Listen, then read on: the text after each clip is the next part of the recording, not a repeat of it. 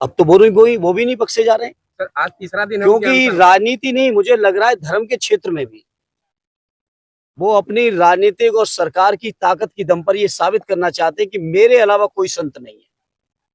शायद इसीलिए शंकराचार्य जी जैसे महापुरुषों के साथ भी इस तरह का अभद्र व्यवहार हो रहा है, लाठीचार्ज हो रहा है, उनके साथी लोग घायल हुए हैं। और मैं सुन रहा था उनके जो संगठन के साथी हैं, उनके सचिव हैं, वो कह रहे थे कि अगर पालकी से कहीं उतर गए होते शंकराचार्य जी तो शायद कहीं और बड़ी घटना हो सकती थी। सर आज ये शंकाएं संतों तक को हो रही हैं। ये सरकार उनका अनशन का तीसरा दिन है, अभी तक सीट से हिले नहीं है, ना कुछ अन्न पानी ग्रहण किए हैं। सर वो अभी उनको सरकार मनाने की भी कोई कोशिश नहीं कर रही, क्या कहना? अब ये तो सरकार बताए। हम तो यही कहेंगे शंकराचार्य जी का सम्मान होना चाहिए, संतों का सम्मान होना चाहिए। सर आजमगढ़ विकास प्राधिकरण विभाग तो है, लेकिन कहीं उसकी कार्रवाई या उसका जो है प्रगति कहीं दिखती नहीं है। लेकिन वसूली आजमगढ़ में 3 सालों से नहीं। मैं पत्रकार साथियों में आपकी बात से 100% सहमत हूँ। ये डेवलपमेंट अथॉरिटी में कोई डेवलपमेंट की एक योजना नहीं की है, एक भी काम नहीं कह सकते जो आजमगढ़ डेवलपमेंट अथॉरिटी ने डेवलप किया हो। हाँ ये जरूर है, मकानों को बनने से रोकना हो, बने हुए मकानों को गिराना हो, तोड़ना हो, विध्वंस करना हो, उसके लिए ये डेवलपमेंट अथॉरिटी है। हमारे पीडीए भवन का भी नक्शा नहीं पास किया था सर और इसलिए हम लोगों को एक डिफरेंट तरीके का स्ट्रक्चर बना के अपना पीडीए भवन का ऑफिस चलाना पड़ा।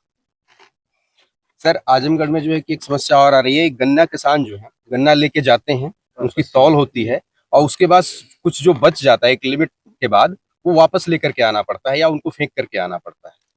ये बहुत दुर्भाग्यपूर्ण बात है। आप पत्रकार साथी ने अवगत कराया है, मैं बात करूंगा अधिकारियों से।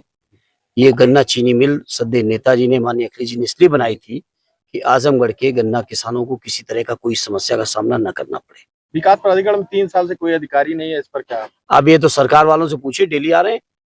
सुना है कि 22 तारीख को डिप्टी सीएम आ रहे, जरा उनसे पूछिएगा। हालांकि उनके 22 को आ रहे हैं, सुना है।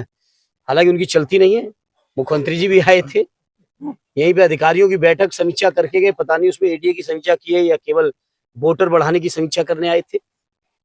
ये तो सत्ता पक्ष के लोगों से पूछिए। सर अखिलेश जी कहते हैं कि बुलडोजर जो है जाति देख करके, धर्म देख करके चलता है।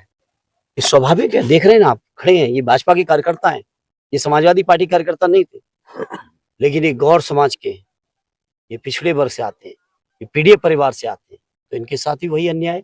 सर क्या जनता को भी कुछ मैसेज आप इसी मतलब मीडिया के माध्यम से ही देना चाहेंगे? यही कहेंगे, इन सारी समस्याएं, अन्याय, अत्याचार, शोषण का एक ही इलाज है।